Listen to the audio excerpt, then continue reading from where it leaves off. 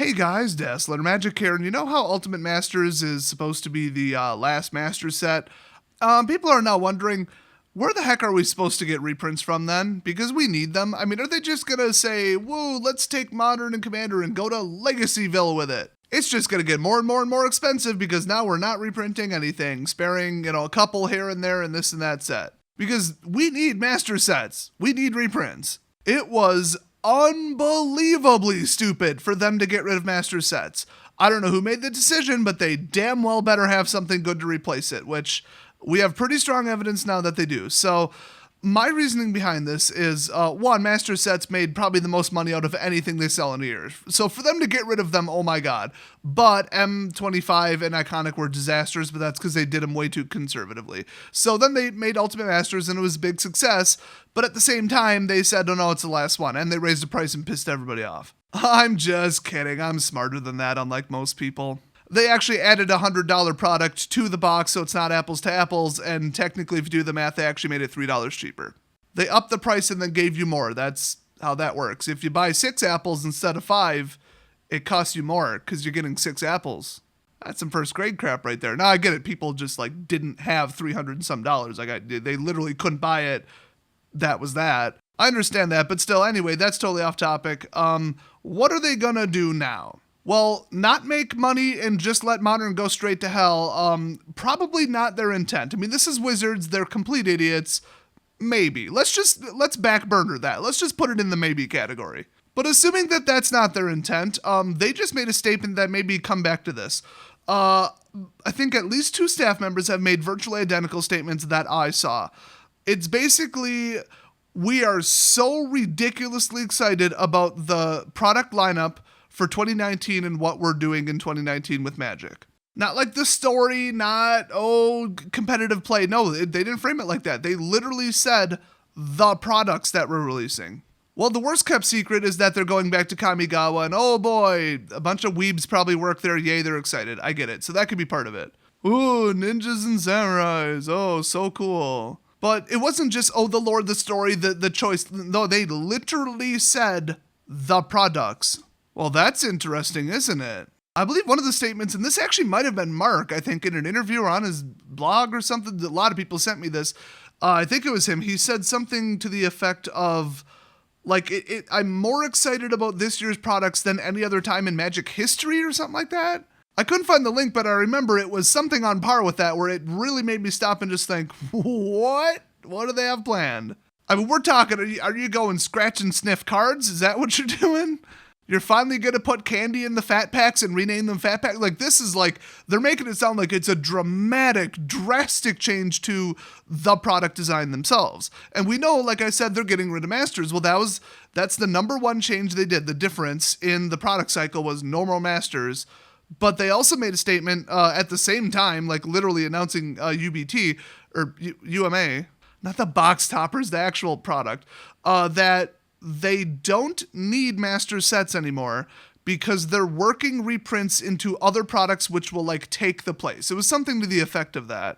And in an earlier video, I very extensively broke down, well, what would happen if they threw it into this and that and that and that and that. And basically 100% pre-made decks Commander doesn't work because you can't sell something for $40-45 a deck and put $200 worth of cards in it. I know that sounds wonderful, and you're thinking, but Des, why wouldn't they do that? Because people would just be stabbing each other in the parking lot stealing it. People backstab each other at every level of distributorship. Stores will lie about how much they get.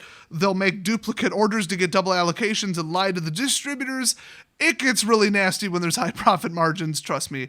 I just, let's just say, had a friend of a friend looked into some Ultimate Masters that might still be in stock at, I won't say the name, but some distributor, and they're selling it for, I believe, $275 a box. I paid $198, so they've marked it up $80, and it's because they know they can get it. By the way, the lowest you can get a box of UMA right now online, $340, at least on eBay. Oh yes, it's jumped from $280 to $340 already. It went up $60. It is never going to go back down. And I just checked with my distributor. There is no second print wave, as far as we know, or yet, I should say. Right around now is where we'd be hearing about it too. I told you to miss that train. I told people before it even released and before we had a full list of cards in it that it would be insane and that, like, if they see it for $255, they should pre-order it. But not everybody listened. Everybody's like, no, Masters equals bad. I have a scientific sample size of 2. Yeah, I'm sure they raised the price $100 because it's terrible. Some people are just that ignorant. I mean, for real. I ended up actually getting $15,500 worth, and I made well over $3,000 profit on it. Oh, and I made about $500 profit on the gift packs that everybody said were crap. So, and the Elder Dragons weren't worth anything. It's almost like I know what I'm talking about because I sell cards for a living. Okay, it's like 10% of my income. So getting back to it, okay, can they put it into a pre-made deck? No, because people would just buy them to split them apart, sell the singles, and then they're just literally selling the singles. There's no variance. There's no, ooh, let's see, they're not draftable. They are literally selling you a stack where you're just going to pull 10 good singles out of it, and then it's going to just nuke the price on whatever else is in there. And nobody who actually wants the Commander deck is going to be able to afford to get their hands on it, because even on the secondary level, if they're worth 200, they're going to sell for 100 online. That's just what it is. People will sell it above MSRP if there's not enough to go around and it's worth a ton. From the vault, for example. Some of those are still like 90 plus easy. And what was their MSRP? Like 35? Yeah, nobody's selling for MSRP except for, what was that one with all the explosions? That one's like $30-some. So let's see. GRN Mythic Edition. Would they do that again? No. No, just no. I don't think they're going to do that again. Call me crazy, but I don't think they're going to do that twice. Do I need to say why? And plus, that was what, 8 cards? And they still had to put randomization in it and mix it with another thing. There are legal reasons why they can't just simply sell people singles, and because it would be acknowledging the fact that singles are worth something. For like 9 different reasons, they cannot legally do that, or I should say shouldn't legally do that. Wizards of the Coast has an internal rule, the rumor goes, and every lawyer has said, that they cannot acknowledge that singles have a secondary market price. They cannot make any statement to that effect. So would they just make a 50 card thing where you buy 50 cards and, oh, they're all foil special board, ooh, they're collectibles only, and then say, oh, but they're legal, you can play with them? First of all, foil's been like crazy, you kinda can't play with them almost. I mean, at least don't bring them to a tournament, they'll be considered a marked card. And secondly, they just would not do that. And plus, sell it on the Hasbro site again, And plus, the sheer volume. I mean, just look at the cards in Ultimate Masters. To really, really, really address all of the overpriced cards in all of the formats at once, they would have probably had to make Ultimate Masters a 1,000 unique card set and then print well over triple what they already did, probably 5 to 10 times as much. That would have truly and sincerely made Modern reasonably affordable. It probably still would have been like 200 for a good deck, but it wouldn't have been, 2,000 like Jund is right now. I mean, Burn is what, like 400, 500, 600, depending upon how you build it? Damn. So where are you going to shove like a Masters set per year of reprints in? Well, the other one is Standard. Hell no. I mean, you can't put certain stuff in Standard. I mean, there's lore. There's like, why is this character in here? They're not in the storyline. They're not even on this plane. What the hell is this? This mechanic is only found on one card. What? And then draft. And what about constructed? What does it do to that? Some cards are just overpowered. You can't just put like a Dark Ritual or a Snapcaster or something into Standard. That just wouldn't work. Okay, like Dark Ritual is like $1, but still. There's like 100 reasons why you can't do it. So let's just rule out Standard. So Commander in any pre-made deck, no. So the welcome packs, no. The what are the event decks, whatever the hell they call them this time, challenger decks, no, can't do that. And plus those are standard only. I think they stopped making dual decks. I don't even remember what's left at this point. So what does that leave? The special draft set per year, Conspiracy, Battle Bond, and whatever the hell they want it to be this time. You know what the fastest way to ruin a draft is? Money cards. Oh gee, okay, I just opened a pack and let's pretend it has half the good money cards as Ultimate Masters. Just half. Just cut it right in half. Still probably, 1 in 3, maybe 1 in 4, 1 in 5 packs, you'd open it and be like, I could either draft this uncommon red removal spell, because that would be amazing in draft, or I can grab this $50 rare, or mythic, or this fetch land. And the top price for this draft is $20. By the way, if your LGS hasn't implemented this system, they should. If you open a really hot pack with a really valuable card, or especially 2 valuable cards, and you don't want to send it to the right, you can keep the pack and just go buy another one, and that's your new draft pack. Simple. I opened a $70 pack in one draft. I don't remember what it was. It was like some foil mythic, and I'm just like, yeah, I mean, I could draft it, but it's off color.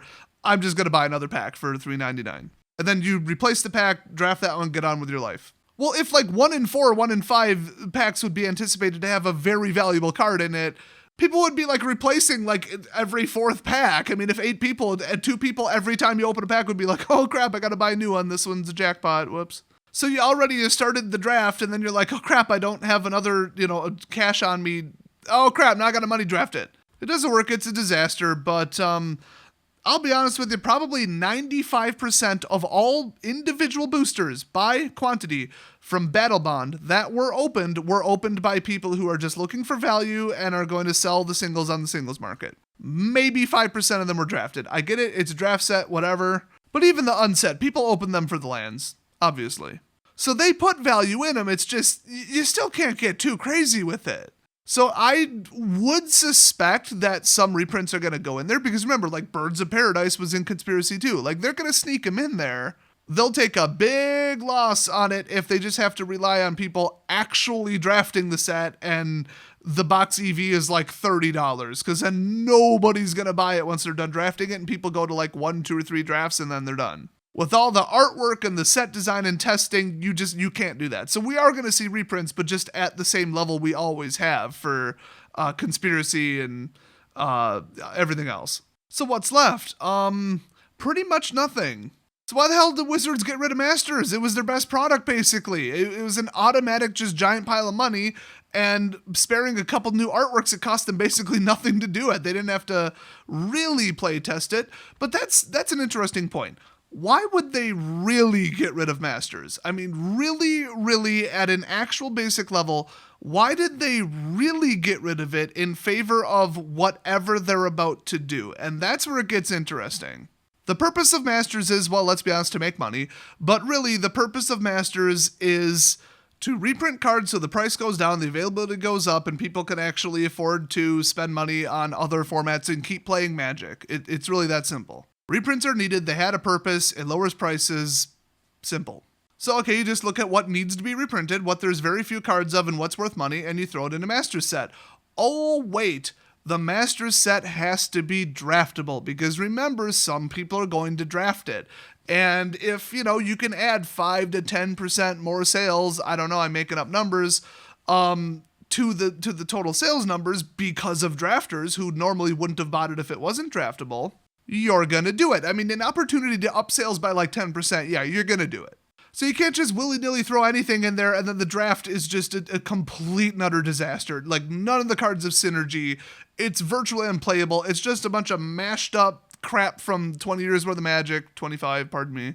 And if you look at how they were designed, it's like, well, they focus on this block, and this block. And then they reprint like 2 or 3 blocks heavily. It's those mechanics, they work together.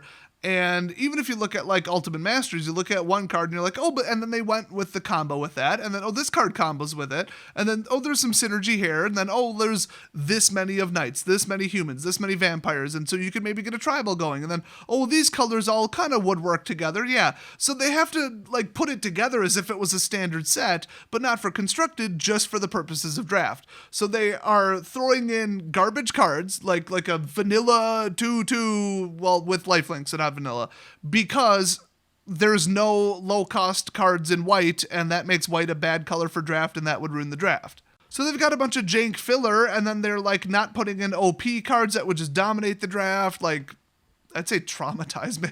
I don't know why that was the first one on my mind.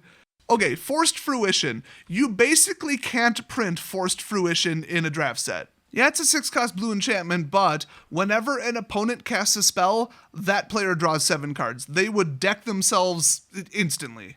You play that, the game's just over. This would be a number 1 pick if you're playing blue, and if you're not playing blue, you'd pick it so that nobody else gets it. It's one of the best mill cards ever, with the slight exception of it doesn't mill you, and it just loads up your opponent with every weapon in their entire deck. So that's dangerous, but still, like in a draft environment, this would just nuke people. This card, you can't put it in a draftable set, and all sets are draftable. Do you see a problem here? What if they could just do reprints, but not have to constantly be dancing around the minefield of, crap, we have to design and playtest this to have themes and to have consistent this and that, and it's just a headache and a mess. What if they could just simply say, this card needs to be reprinted, reprint it. Throw it into this product. It's not for draft, just people need it. It's too expensive. It's a $30 card. Let's just get it out there. Ignore everything else. Boy, is that easy. Less development time, less testing time, less staff effort, and once again, since it's a reprint, a lot less new artwork to buy. So that's what I think they're doing, but like, what are they going to do? Call it, what would it be, Blasters instead of Masters? I wouldn't put it past them. So now you can buy the Blasters 2019. It's literally just Masters, but we're actively telling you don't draft it. Oh, shore up your trade binder and open tons of value, and we're helping make Modern affordable again. But seriously, don't draft it. Just buy it. Don't draft it. I don't think they could get away with that. People would just say, this is just Lazy Masters is what it is. Everybody would just nickname it Lazy Masters. I wouldn't have a problem with it. I hate draft, but like, still, that would legit be pretty low effort. But it's not about effort and playability. It's about card availability and suppressing prices. So like, I think I would get it, but once again, people wouldn't get it. The community would just say, but I like drafting it. I'm not going to buy this. Wah. Complain on Reddit. Well, let's just assume they're not going to do that. What option is left? What could they possibly do? Well, what I came up with in the last video, and I'm going to revise this, is cut out one of the commons in every standard pack from every standard set from now until eternity, and add one card in the back that's basically a Masters card. It's a reprint. It'll have like a big ol' M or something on it. You know, because the set symbol tells you if it's legal in standard or not, sort of.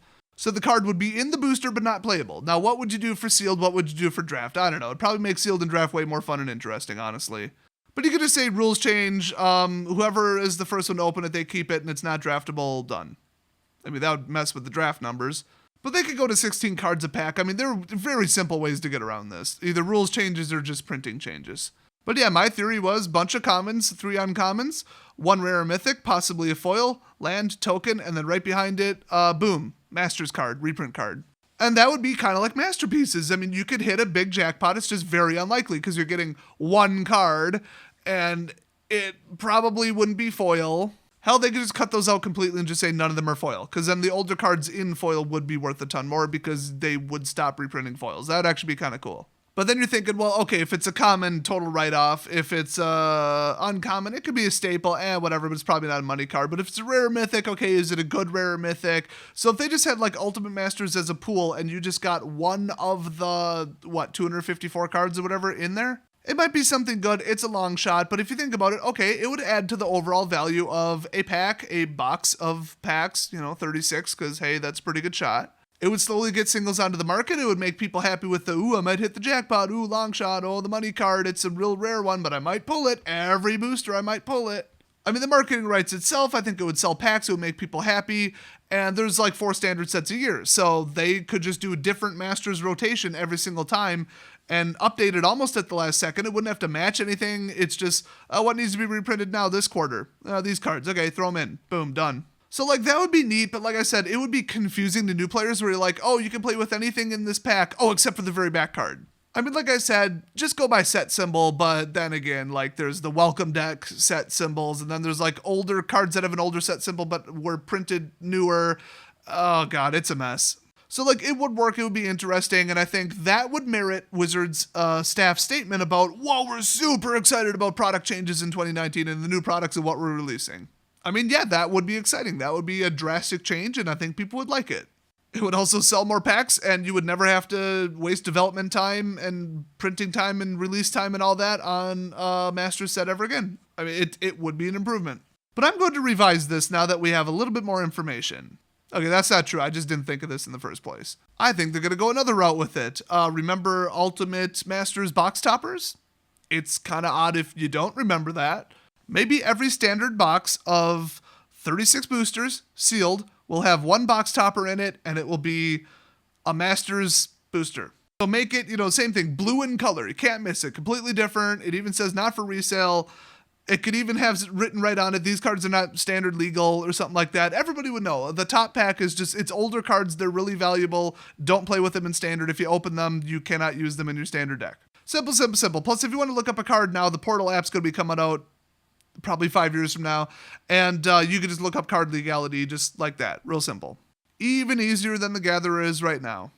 So how did box toppers go this time? Basically, most store owners, when they cracked a new box, would just grab the box topper and open it, because you couldn't really in good faith sell it because they're searchable. So it was just like an extra bonus little tip for the box, or the seller of the individual boosters. So every 24th pack that you sell as a store owner, you get a little extra bonus of something pretty damn valuable. And they could even like put like 3 rares in it, and like, or 2 rares and 1 guaranteed mythic, and then a guaranteed foil, 5 uncommons and 5 commons or something. Make it a big old fat pack. I mean, they did technically free up the name, I'm just saying. So if you as the customer bought an entire box, you get the bonus one. It's kind of like a buy 36, get 1 giant bonus for free. It would make customers buy more and buy sealed. Normally, if they would only be like, I'll buy 9 boosters, cool, that's my budget. They'd be like, oh, I really want that box topper, and they would spend the money on the whole box, maybe. Bit of a long shot, but maybe. I mean, it wouldn't drive down sales. It would drive it up an amount. The only question is how much. And then if you're just selling loose boosters, like I said, the store owner basically gets the box topper. Or if they finally make them not in see-through plastic, they could actually sell them. Wouldn't that be a concept? Either way, they're going to get value out of it, so it doesn't really matter. And those packs would have to have no synergy, no working together. You could just throw cards in because you wanted to, no planning, nothing. Just straight up, here's some reprints. Have some money, value, and supply of singles. Done. I don't see a downside, and honestly, it's a lot smarter than putting, 1 card in every single standard pack, like literally in the booster.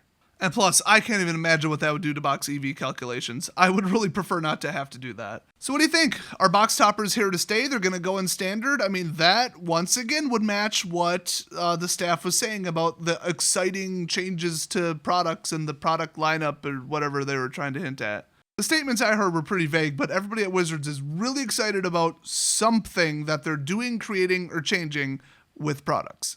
So I have not heard one single valid sounding, reasonable, not completely bonkers idea of what else they're going to do reprints, other than people just saying, no, they will throw them into standard. Well, no, they won't. Oh, core sets are back. Didn't you see Scapeshift and Crucible? Yeah, 2 unplayable cards in standard that they knew they could sneak in for value. Congratulations.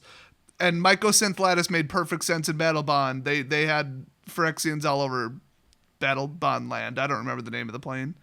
Yeah, they're not doing that. Trust me. They're just not. So they brought back core sets. They sold like crap. They made no money on them, just like they did the first time. M19 was a disaster. It's worthless. It's like a $60 EV. My vendor still has some, I think, that nobody could sell out. It's a garbage product.